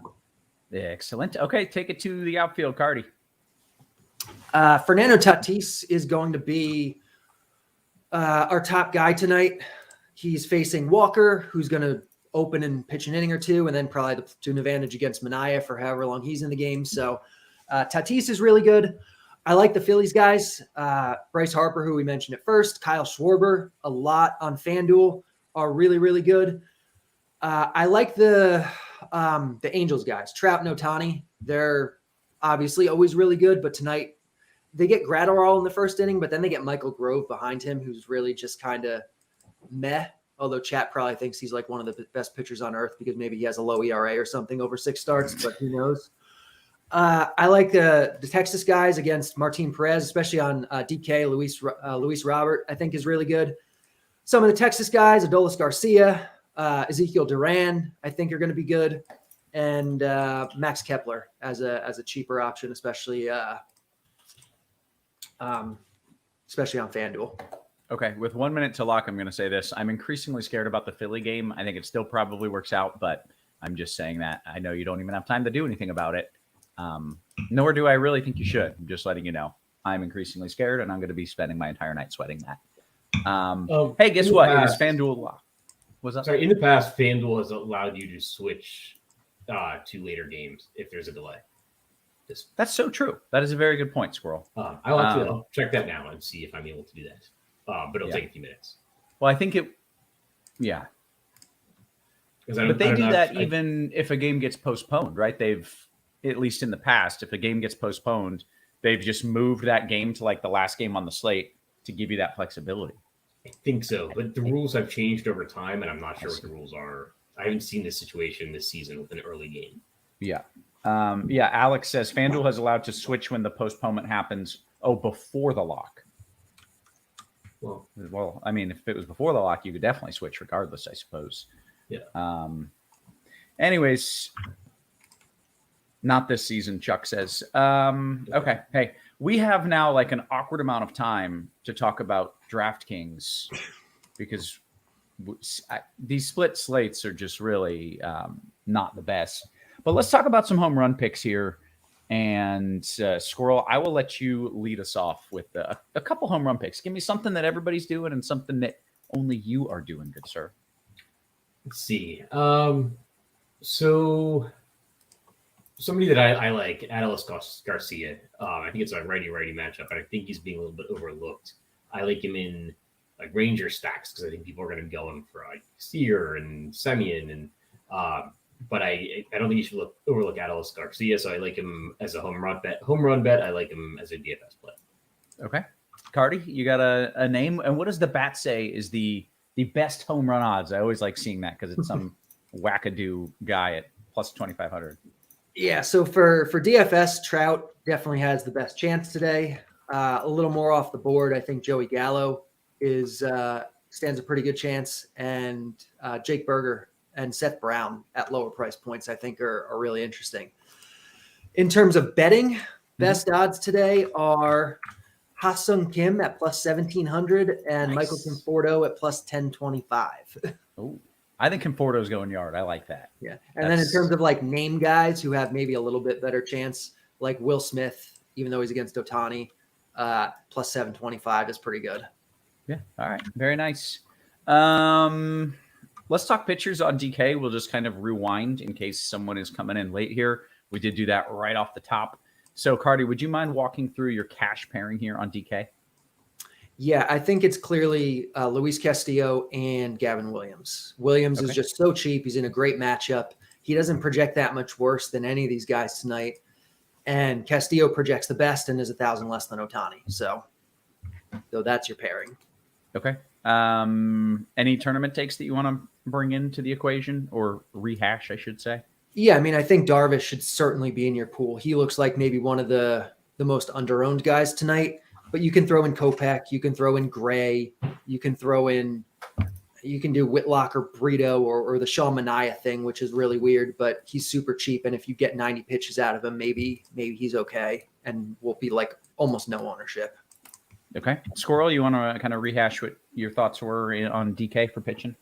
Sure. I think the same thing holds true, and it's even more accentuated on DraftKings that Ohtani is going to be lower owned than Luis Castillo. I think they're about the same, and I think you're going to get a big ownership discount then on Ohtani, because I think people are going to be going with like one expensive guy and one cheap guy, and the expensive guy they're going to pick is Luis Castillo.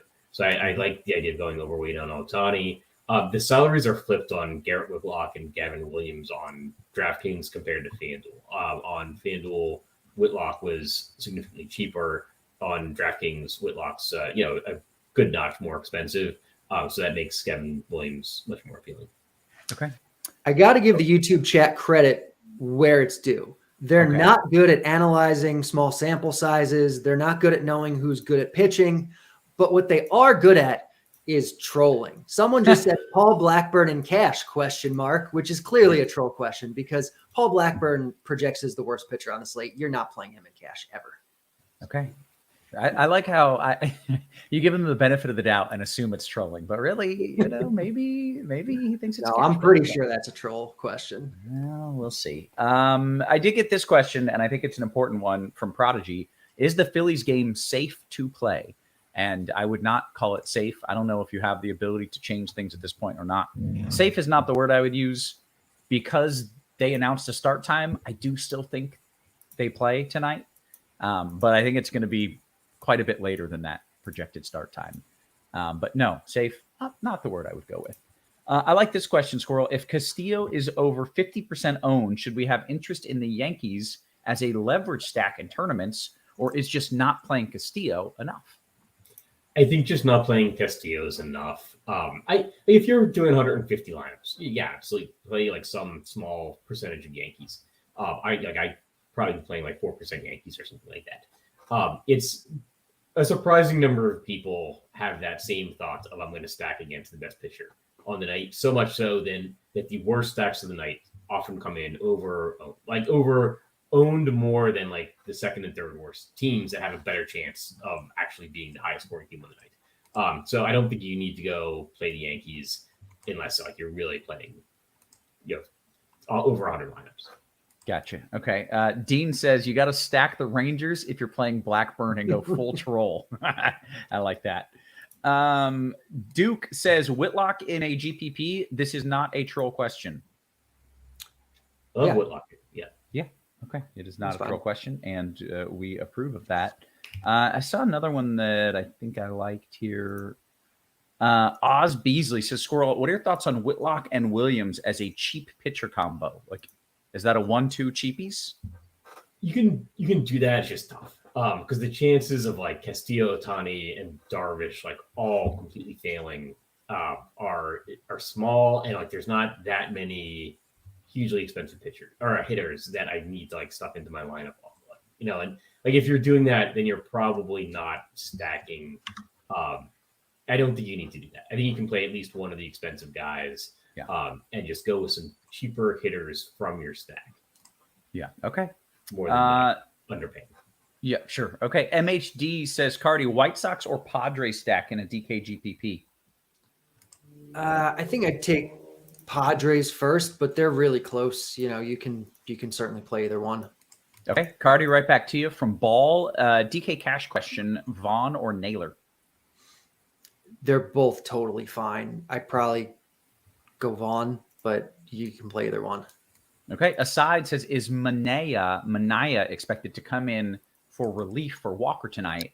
And I believe the answer is yes, but we have no idea how long he's pitching. Is that yeah, we also have no idea if he's pitching because the last time they said that Manaea was coming in after Walker, he didn't. So there's all sorts of uncertainty with Manaea. But yeah, theoretically, I think he's supposed to come in tonight. Okay. All right. I'll throw in that I think Michael Grove, I don't think Manaea should be in play on FanDuel. And Michael Grove is actually cheaper on DraftKings. And we know that he's starting. And he's going to start and probably pitch 5 innings if things are going well. Right. that doesn't necessarily mean you should play Michael Grove. I played Michael Grove over Sean Nida. Okay. Okay. Very good. FanDuel GPP question, Squirrel. Trout or Simeon in the util? Also, I have Garcia in this lineup for what it's worth. Trout or Simeon. Actually, I have Simeon projected a little bit better. So I'd go Simeon. Well, all right. Let's see. Scrolling up a wee bit. See if we get. Where does it go? See if we got any more questions here. Gallo or Moniak in cash? John says, I'm thinking Moniak. Carty, Gallo or Moniak? That's Gallo for me. Okay. What do we predict for Gavin Williams PC pitch count? What do we expect for Gavin Williams pitch count? Carty, what do you got in the bat? The bat is projecting 92 for Gavin Williams. I mean, he's a young guy. He's not a guy that like has a ton of leash, but he's not a guy that's kept on a really, really short leash. So, and it's a good matchup. So the bat's projecting 92, which is more than enough at his price to be one of the best plays on the slate. Okay. Carty, this question from L21 coming at you. Ramirez or Jung to complete the stack if I've got 5,100 available in a GPP? Complete your stack. Play Young. Very good. All right. Cincy Gal says, Squirrel, your favorite low-owned stack. I may have missed that. Yeah, that was early in the show. Let's see. Favorite really low-owned stack? I'd probably go Oakland. And I'd put like Esteury Ruiz in there. Like he's always getting stolen bases. Okay. Let's see. YouTube chat coming in fast. Let's jump over to the Discord here. DK Cash question. So, Carty, I'm giving this one to you here. Trout and it's a 3v3. Sorry. Trout, Ahmed Rosario, and Naylor, or Seager, Vaughn, Moniak. The first one for sure. Very good. Squirrel, would you stomach the thought of Whitlock in FanDuel Cash if it gets you Tatis, Trout, and all the Texas goodies? I don't think that's a cash lineup. Like I think that's a great tournament lineup, but I don't think it's a cash lineup. Yeah. The YouTube chat predicting Blackburn's going to throw a no-no, Carty. I mean, knowing my luck with this stuff, he will. But I mean, the dude is super mediocre. He's not terrible, but he's super mediocre. Let's see. What do we have here? Carty, you want Kwan and Jimenez or Drury and Ward?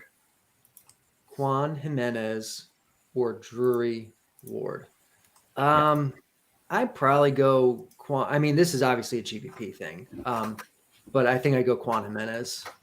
But they're both fine. Doug Montgomery, I don't understand this question. I don't know a ton of baseball, so I'm just going to read it as is. Squirrel, is Williams compared to Taj a fair comparison? That's Taj Bradley from the this year. Yeah, they're both prospects. Carty would be probably better at answering this. Okay, Carty, any idea? Yeah, I mean, Taj is on the Rays. They keep him on a shorter leash, but he's just been like dominating anyway. I don't think you should ever really expect that kind of performance from a rookie, but you know, Williams is certainly good, you know, so do with that what you will, I guess. Okay. Paul says, guys, are the Red Sox stackable or not against Gray? Yeah, they're stackable. Yeah. All right. Mm-hmm. Here we go. Tom says, DK Cash question and Squirrel, I'll give it to you. Vaughn or Kirilloff?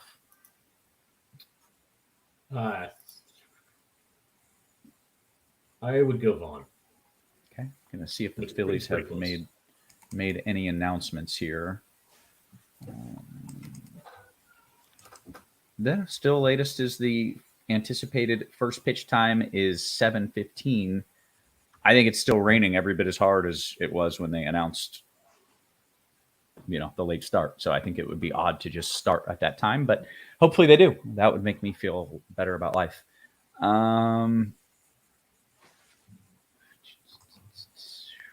Quan or Maniac, Carty? I feel like this Maniac fella. It's going to be Quan for me. Okay. Mm-hmm. See if we got anything else. We may end up ending the show early because we can hang out for another 13, 14 minutes if we get questions. But if we do not get questions, you know, that'll be the end of that. FanDuel GPP, Squirrel, I think that's Luis Robert or Eloy Jimenez. Ooh, let's see. I will just look up same team, get about the same price. I've got. I'll go Lloyd Jimenez. Okay, very good. Michael Miller says, Carty, on FanDuel, 9,300 and below pitcher, I'm stacking San Diego, Boston. So he's stacking San Diego, Boston. He needs a pitcher for 9,300 or cheaper. Okay, stacking San Diego and Boston. So you're, I mean, honestly, I think it's Gavin Williams. I mean, depending on how many guys you have, do Darvish. Darvish is the safer, and then you use more of the salary. But Okay. yeah. All right, very good. Joseph says, Squirrel, do you prefer a Cleveland mini stack or Angels? It kind of depends on the rest of your lineup. Like Cleveland's probably cheaper than they should be, but I think the Angels have more upside. I guess ultimately I'd go with the Angels. Okay. What are your thoughts on a San Francisco stack from Boss Bra? Anybody on that? No. Yeah, No, it's probably my least favorites, or one of my least favorites. All right. Let's see. DKGPP, Squirrel, Kim Wallach, or Gary Sanchez and Velasquez? Well, Wallach's the Angels guy. I'd go with Gary Sanchez. But I think, I'm not sure if the Padres lineup is out yet. But as long as Sanchez is in the lineup, then go ahead. Okay. Carty, John Galicia wants to know your thoughts on DK of a mini White Sox and Boston stack. Mini White Sox and Boston stack. I think they're both fine. You know, they're not like my top choice, but they're certainly in that cluster of teams that like you can stack tonight. Okay. Hammered says, Kevin, who is your favorite weatherman? There's this guy, James Spann in Alabama, who, when there's a tornado, he knows the geography of this area so good that he's like, this tornado is moving past the peach stop. You know where that peaches are? Where that lady sells the peaches? You know her. It's moving right. And he knows everything so well in his viewing area that it just like blows your mind that anyone could have a map of the entire, like, however many square miles it is in his viewing area. It blows my mind. So She should not be selling peaches in a tornado. Yeah, but hopefully the person would not be still selling peaches, but it's pretty freaking amazing. Fernando Rodney says, hey, question, Roth, I'm working my way back into the majors. Whose bullpen do I make it into? it's Fernando Rodney. Fanatics. Yeah, I don't know if that's actually Fernando Rodney. No, it's my guy Fernando Rodney. We're boys. Isn't it Oakland? Doesn't Oakland have who's got the weakest bullpen for Fernando? Yeah, the bat thinks Washington's is a little worse than Oakland. There we go. Washington is Fernando Rodney. He does the right. Yeah, the bow and arrow. The bow and arrow. That was the best, man. I approve. Good luck, Fernando. I'm rooting for you, man. Let's see what else we got. Giant Yastrzemski. This is from Daryl George. Squirrel. Yastrzemski or Philly Cass.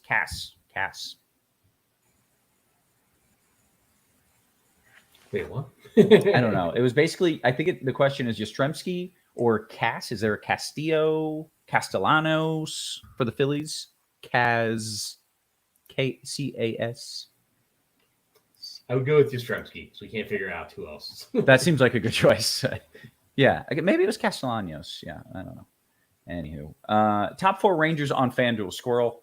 Sorry, Carty does not get to answer any Rangers questions for prior hate. So, Squirrel, your top 4 Rangers on FanDuel. To be fair, when I said the Rangers were bottom 10, it was when like half their team was hurt and they were rolling out a terrible lineup that day. It was. People forget that was the context of it was that they were a terrible lineup that day. And people think that you turned it into they're just always terrible. Like they rolled out a horrible lineup and you're like, this is a horrible lineup. That is the context of that hate. I stand with you on that. Okay, sorry. Squirrel, 4 Rangers on FanDuel. So I definitely like Adolis Garcia and Marcus Semien. For the price, I like Ezekiel Duran, and if you can afford him, I like Corey Seager. Those might be my top 4 guys. Okay. Let's see. Where did my Discord go? Oh, yeah. We got plenty of QQs here. Is Texas full game stack in play? Squirrel, can you do a full game stack, both sides there? Yes. Yeah. So, yeah, it's a little bit pricey. But yeah, I like the idea of playing the Rangers, and then I like the idea that like if you're gonna play the White Sox, like I like pairing a home team with the road team, right? Because like if the home team is gonna be batting like in the ninth, bottom of the ninth, they need like the road team to have scored more runs. If that makes sense. Mm-hmm. Sure. Yeah, I get you. Okay. Vaughn or Rally on FanDuel? Carty, Vaughn or Rally? Vaughn. Very good. Outfield DK Cash, Carty, 3,700 or below. Who do you got? Let me look at that price point real quick. Hold on. So 37 or below, you're looking at like Esterio Ruiz actually projects the best under 37. Okay, very good. When does the Blitz go on sale, Carty? That's an important question. Yeah, probably I would think like middle of July or so, maybe earlier. But yeah, the Blitz football's gonna be great this year. I should have added there was like $ sign emojis and tongue out with money on it emojis. So people excited for the Blitz, of course, rightfully so. Squirrel, do you have a favorite bet or side for tonight's slate? Not really. I haven't looked. That's fine. I love how you don't just make something up. Like that is good of you to not just be like, oh, this is it. You know who does make stuff up though? Who? YouTube chat.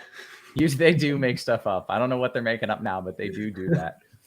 I know Carty said the best pairing is Williams and Castillo. Would there be less ownership on Ohtani and Williams or Ohtani Castillo? Carty? So basically, who's going to be lower owned, Castillo or Williams? I think it's Williams. If I'm reading that correctly, yeah. Yeah, okay. So then Ohtani Williams would be lower, would be like the lower owned one? Yes. Yeah, okay. Gotcha. DKGPP, this is a 3v3 for you, and it's got a little bit of fluff behind it. Squirrel, this is for you.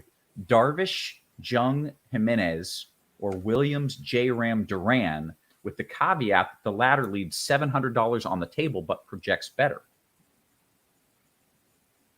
I think I like the first one anyway.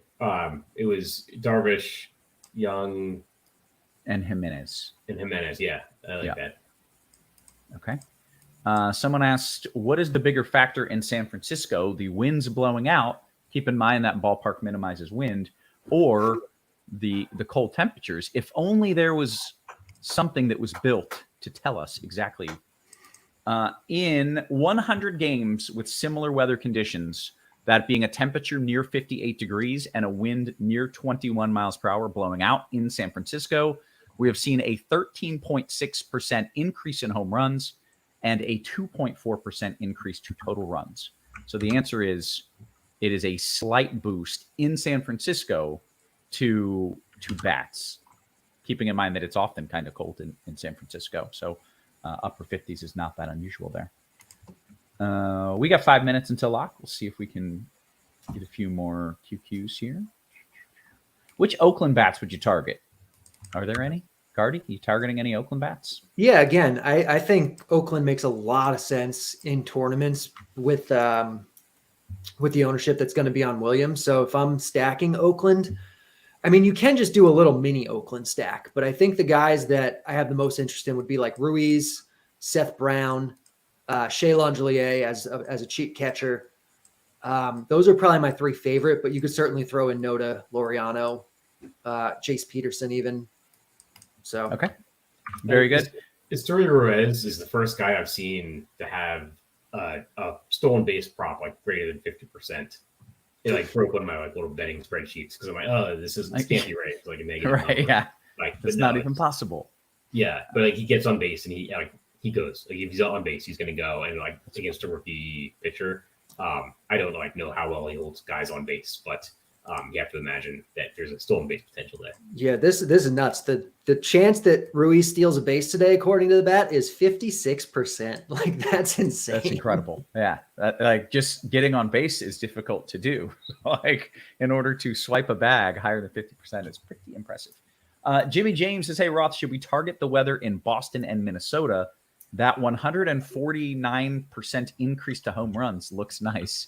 And yes, in similar weather games in Minnesota, there has been a 149% increase in home runs. Keeping in mind, there have only been 2 similar weather games that we're pulling that data from.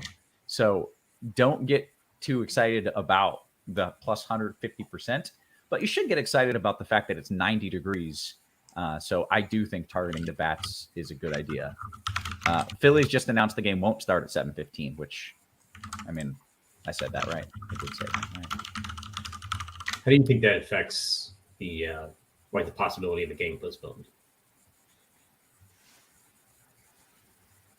I'm still where I was right around at lock, where I knew I still think they're going to have to wait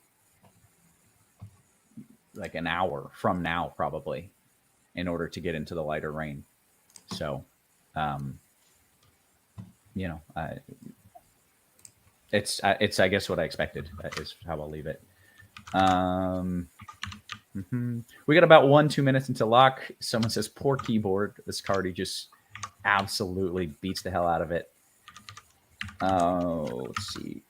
DK Cash question. This appears to be a 3v3. Carty, it's for you. Naylor, Teoscar Seager, or Grandal, Rosario, Trout?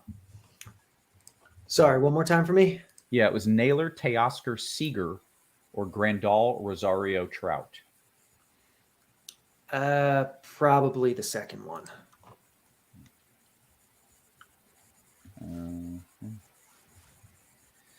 All right, let's see. We're almost to lock. I have so much tweeting that needs to happen here. Correa or Rosario, FanDuel Cash? Squirrel, I'll give that to you. Correa or Rosario? That's a Rosario.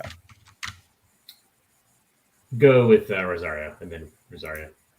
Okay. Someone said, any weather updates in the Yankees? I think that game's going to be fine. They're starting dry. They'll play through a few raindrops in New York, but I don't think it ever gets heavy enough to where it's a concern, really. 4v4 FanDuel single entry. We'll probably end it on this one. Carty, I'm giving it to you. You ready? Yep, let's do it. Okay.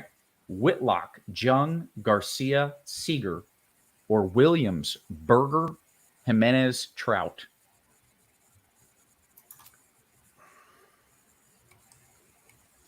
Probably the second one for me. Okay, very good. Hey, hit that thumbs up for us, by the way, if you thought, hey, this is good content, it was free. We would appreciate a thumbs up. Make sure you're taking advantage of the fantastic bonus offer from our sponsor, FanDuel. We've hit the lock. I got some tweeting to do. We're going to be back here twice tomorrow, probably, at least early. We probably have a late crunch time as well. So make sure you hit the subscribe as well. That way you know when we're back and we're live. For Carty, for Squirrel, for our wonderful production crew, always working hard behind the scenes. Guys, we appreciate you. We love it. And we will catch you tomorrow. You have been crunched.